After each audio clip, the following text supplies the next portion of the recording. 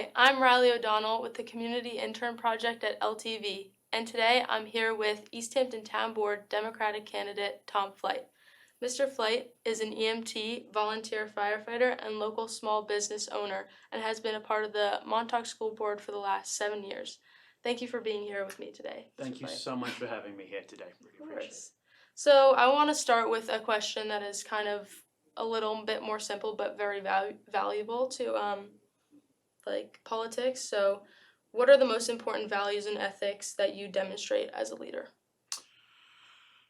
I think integrity, number one. Wherever you could look at my history, be it in EMS or on the school board, just in town, even coaching, Montauk Youth Soccer, I show up. I'm there when I say I'm going to be there. I do what I say I'm going to do. I also work well with teams. I get that whenever you're facing a critical issue, you have to be outside of your own group. You have to be able to work well and inspire others. And I think, most critically, empathy. You see it in EMS. You never know who your patient's going to be, and you don't have the right to judge them, but you have to work your hardest for them no matter what. And that's something I'm really hoping to bring to the town board. Totally. I love that.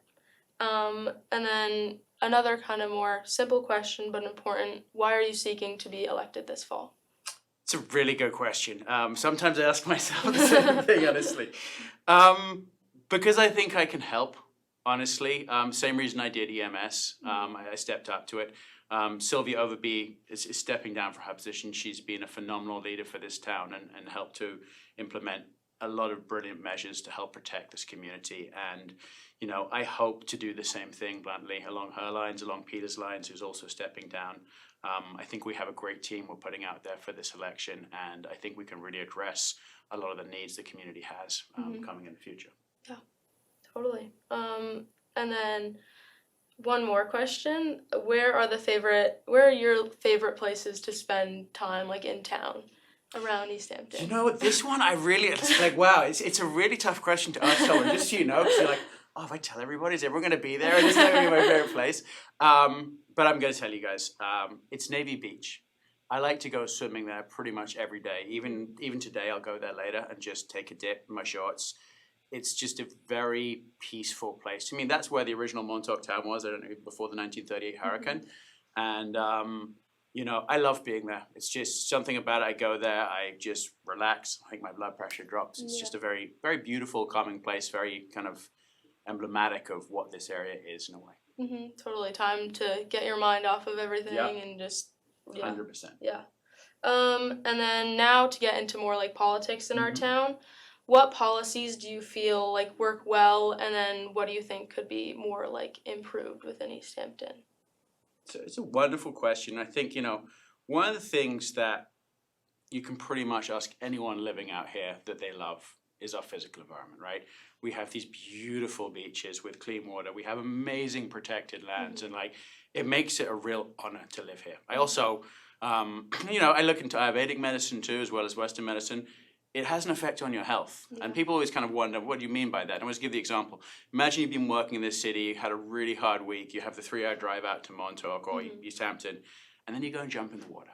How much better do you actually feel at that point? Yeah. So nature plays a part. So, our policies that we've kind of implemented to help protect the environment out here are key. We need to keep doing them. Our access to clean water and water quality are critical to our well-being out here. So we've got to push those forward too. At the same time, we have to live out here, right? So we have to have a working economy, and we need to kind of ensure that we are introducing policies that, help us develop jobs that enhance and work in tandem with the environment versus actually slowly degrading it. So that's kind of one area where I'd like us to see, what can we think of to introduce more measures along those lines. I love that. That's great.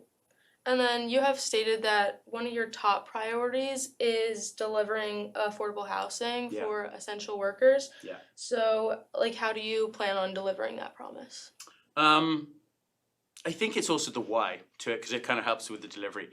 I mean, during the pandemic, I was really involved with setting up the COVID testing centers and then the vaccination center at the school. And I met a lot of people. It's funny, some I remember, some I don't, because I was all masked up, and they were too. But, it really showed us during that period that we have an essential population we need to make this town work. It's your teachers, it's your policemen, it's your firemen, it's, you know, waste disposal. We need this to function, and we need these people to be within an area that they can realistically commute here. You know, being on the Montauk School Board, I have teachers who, you know, commute in from all the way up the island. The more we can get them living close to here is key. So that's the why. The how, I think you have to do it along all fronts. I think the town's done some great projects. It's got some great projects underway. The 3 Mile Harbour project, the Larry Campbell Court project. ADUs, I see as something I would really like to get behind. I had a personal experience with it that my in-laws are at the age where they're retiring and they're thinking about their future. So we actually decided to build onto the side of our house, and they live there with us now, which sounds to some people like a nightmare. It's actually really great. Truthfully, like, I get to be there and help them with medical stuff. My kids help them with tech stuff. They're there to help us too. We need someone to pick up one of my daughters at 9 from the school after a game. It's like, they're willing to do it. So it's a really great partnership. That's something that I kind of look to see how we can expand, you know, because the more ways we find for people who are actually supporting this community to live here, the better off we all are. Yeah, definitely. And then, so I am an ocean lifeguard and like Thank student. you. That's great, because we need more people doing that. So thank you. Thank you. Student East Hampton High School and active community member. So like I love involving myself with local issues. So how do you plan on like kind of involving the residents in the decision-making process kind of in the town? So, you know, over the time I've been involved, be it with school board or even with the town board and just politics generally, you know, one of the things that you see way things work is committees. So it could be for wastewater, it could be for police management. The town looks to form committees. The most recent kind of one everyone's talked about, I think, is probably the Litter Action Committee, for example, right? So it's getting people onto those committees, people who like, they have something to contribute, you know. We really have to start getting people from different realms getting onto those communities. It's important for us to have that holistic view. My background is by nature a geographer. So, you know, what that means to different people, we are well versed in a lot of subjects, but we don't claim to be the subject matter expert on everything. So the example I give is of a beach where, you know, an economist will look at the different prices of ice creams up and down the beach. An ecologist will look at the plant life up and down the beach. A sociologist will look at the different groups of people. A geographer is going to kind of step back and look at the interactions between all of them, maybe draw a map, that's what we're famous for, and see how they interact. And, you know, that's something I look to bring to the town with the committees. It's like, all right, we need an economist on this, you know, we need a sociologist here. So kind of bring those people in and helping draw together plans and policy that really drive the community to a better place is where I think I can do that. Yeah, that's great. And like, that can even like, I see that with my school too, like even like clubs and stuff, like people are coming together and just, It starts small, and then you have a good idea and you build upon it. And you build something big, and that's, you know, things like the wind farm, which I know, you know, not everyone's in favor. I am, but that's how those things start. It's kind of an acknowledgement, like, okay, well, we have scientific data that climate change is a genuine issue. What can we do to address it? So someone says we can move away from fossil fuels. Well, how?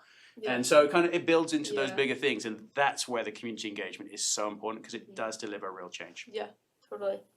And then to move on, kind of how do you plan to manage the conflict between what's best for our community, what the voters say they want, what our neighbors say they need, and then like with the demands of politics? Such a loaded question. Going back to my original answer, with empathy. Like, not everything you do as a leader, be it on a sports team, wherever you are, is going to please everybody. But you have to kind of step back and say, am I doing the right thing for the most people here? And that's the way you have to drive your decision making. And when you have to make a decision that goes against someone's will, you have to be empathetic about it and find ways to ameliorate it for them. That's the key. Yeah, definitely. So I kind of want to move on to talking about civility in our community, and sometimes it can feel like politicians spend a lot of time making comments about their political opponents, which can make them appear as villains, but as opposed to neighbors with whom they disagree. What have you done, and what will you pledge to do to bring civility to our political and community discourse? It's kind of loaded as well. It is loaded, but I'm really glad you asked the question, because like, we all see it. We all see just the bad behavior on TV by politicians, and you think like, guys, you're meant to be leading us, and it's like, okay. To me, manners are really everything. I actually interned one of the other students at a project, and it was great. The message I really wanted to leave with him when I was doing that was like, manners are everything. How you treat people is everything. Yeah. And, I think we need more of that in politics. And I think it puts people off going into politics. If you think you're going to go in and get shouted, you're really going to go forward and bring these brilliant ideas. So we need it. We need it on both sides. We need it from the public, and we need it from our leaders as well. We need to ensure we're listening. We all have ideas, but we have to listen to other people's ideas, and we have to do it in a civil way. I mean, civilization, that's what keeps us together, is civility. Yeah. So it is critical. Definitely. And like just respecting each other, like We're all different. Yeah. No one's perfect. We're all gonna have faults. We're gonna have hypocrisies out there, but are we being kind? Are we trying to do the best we can for everybody? Yeah, definitely. And then so my research through LTV was kind of based on mental health and like mental health on the East End. So mental health has become an increasingly prominent topic in society recently, and it can be determined that there is not kind of enough attention given to it on the East End. So do you have any plans to kind of raise awareness on individuals that may be struggling with mental health? Sure, and I think it's great you bring it up. I think there's a great kind of taboo about talking about mental health. People are ashamed to admit it. I mean, I work in EMS.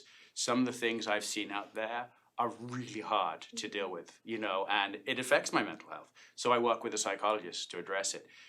Life is not as easy as it's kind of painted to be in picture books. And, you have to deal with hard stuff. And speaking to a medical professional to help get through those moments is key.